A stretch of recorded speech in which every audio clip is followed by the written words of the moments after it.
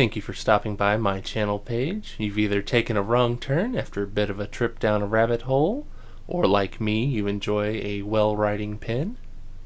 I personally focus on pens that are lower cost, fountain pens that come in a variety of colors.